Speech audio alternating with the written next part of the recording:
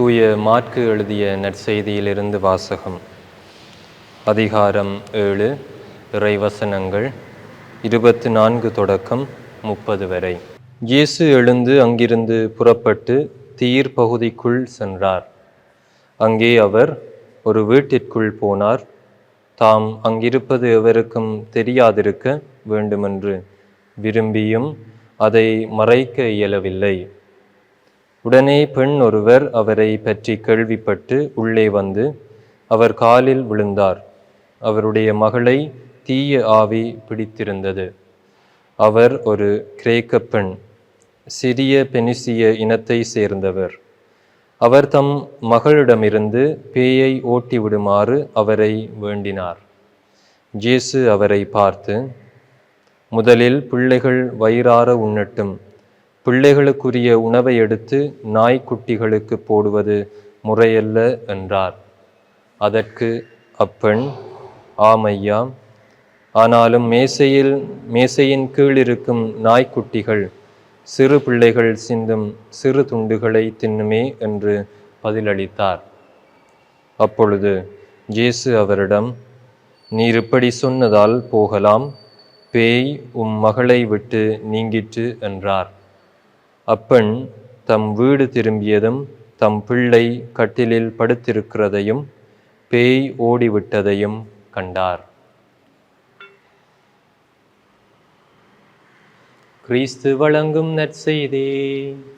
கிறிஸ்துவே உமக்கு புகழ்.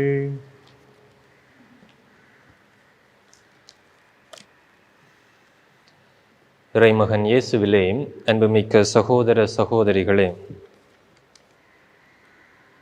யூத மக்கள் தாங்கள் ஆண்டவரால் தேர்ந்து கொள்ளப்பட்டவர்கள் என்று தங்களை முதன்மைப்படுத்தி வாழ்ந்து கொண்டிருந்தார்கள். தாங்களே ஆண்டவருக்குரிய மக்கள், பிற இனத்து மக்கள் ஆண்டவருக்குரிய மக்கள் அல்ல, அவர்கள் தாழ்த்தப்பட்டவர்கள்.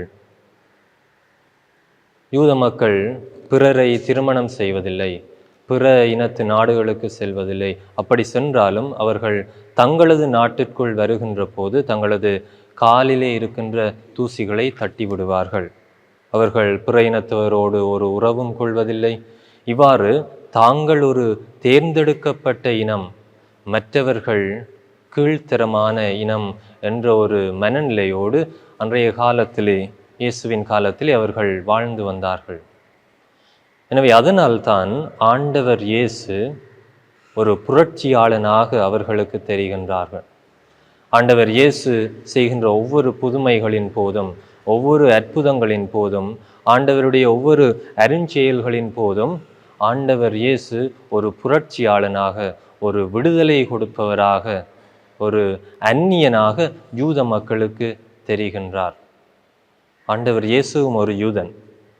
அதனால்தான் ஆண்டவர் இயேசுவை பிறந்தவுடனே காணிக்கையாக ஒப்பு கொடுக்க அன்னை மரியாளும் தூய யோசேப்பும் கோயிலுக்கு கொண்டு போகின்ற போது அங்கே சிமியோன் இறைவாக்கினர் இந்த குழந்தை ஒரு எதிர்க்கப்படும் அடையாளமாக இருக்கும் என்ற வார்த்தையை அன்னை மரியாளுக்கும் தூய யோசேப்புக்கும் சொல்லுகின்றார்.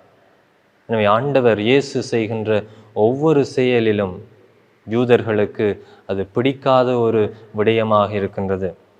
இன்றைய நற்செய்தியிலே நாங்கள் பார்க்கின்றோம், ஒரு கிரேக்க பெண் ஆண்டவர் இயேசுவிடம் வந்து தனது மகளுக்காக இறந்து மன்றாடுகின்றாள். தனது மகளின் பேயை ஓட்டிவிடுமாறு, தனது மகளுக்கு பிடித்திருக்கின்ற அந்த பேயை ஓட்டிவிடுமாறு ஆண்டவர் இயேசுவை இறந்து மன்றாடுகின்றாள். ஆனால் ஆண்டவர் இயேசு என்று செய்கின்ற அந்த செயல் ஒரு வித்தியாசமாக இருக்கின்றது.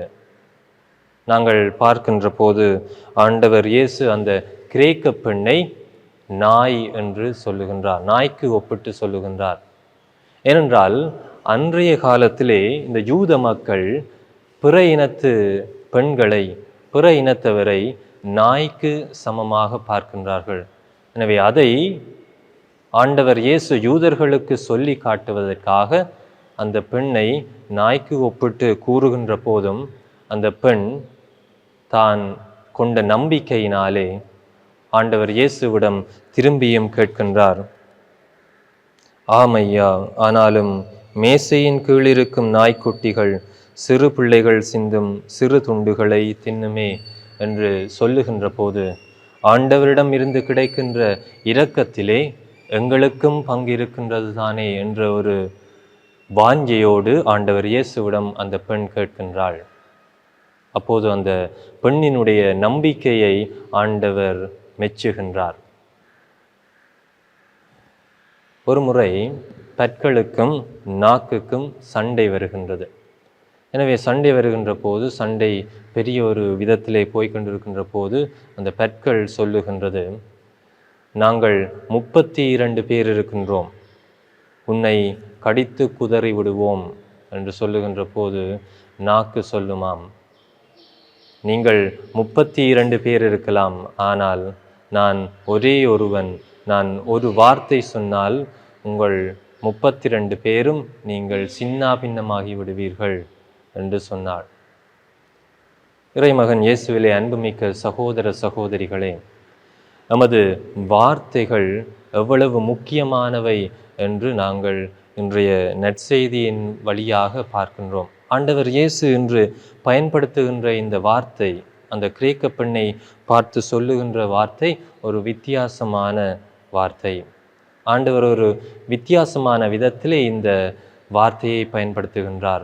அந்த பெண்ணினுடைய நம்பிக்கையை ஆண்டவர் இயேசு அங்கிருந்த யூத மக்களுக்கு வெளிப்படுத்துவதற்காக ஆண்டவர் இயேசு இந்த வார்த்தையை ஒரு வித்தியாசமான விதத்திலே பயன்படுத்துகின்றார். அங்கே அந்த பெண்ணினுடைய நம்பிக்கையை அனைவரும் கண்டு வியக்கின்றார்கள். அங்கே அற்புதம் நடக்கின்றது. எனவே நம்பிக்கையுள்ள இடத்திலே ஒரு அற்புதம் நிகழும், ஆண்டவருடைய ஆசீர்வாதம் கிடைக்கும். நாங்கள் பயன்படுத்துகின்ற வார்த்தைகள், நாங்கள் சிந்திக்கின்ற ஒவ்வொரு சிந்தனைகள், நாங்கள் செய்கின்ற ஒவ்வொரு செயல்களிலும் ஆண்டவரை முதன்மைப்படுத்தி நாங்கள் வாழ வேண்டும். நமது உள்ளத்திலே இருக்கின்றது தான் வெளியிலே வரும். எனவே நாங்கள் நம்பிக்கையோடு நமது உள்ளத்திலே ஆண்டவரை நாங்கள் குடிகொள்ள செய்தோம் என்றால் ஆண்டவரை நாங்கள் மற்றவர்களுக்கு பிரதிபலிக்கின்ற மக்களாக மாற முடியும். எனவே இன்றைய தினத்திலே அந்த கிரேக்க பெண்ணை போல நாங்களும் நம்பிக்கையுள்ள மனிதர்களாக ஆண்டவரிடத்திலே போக வேண்டும். ஆண்டவரிடத்திலே அற்புதங்களை பெறுகின்றோம் என்றால், ஆசீர்வாதங்களை பெறுகின்றோம் என்றால், நாங்கள் நம்பிக்கையோடு ஆண்டவரிடம் சரணாகதியாகின்ற போது அவர் எம்மை அற்புதங்களால் நிரப்புவார், ஆசீர்வாதங்களால் நிரப்புவார். எனவே அந்த மனநிலையோடு நாங்களும் நம்பிக்கையின் திருப்பயணிகளாக தொடர்ந்தும் பயணிப்போம். ஆமேன்.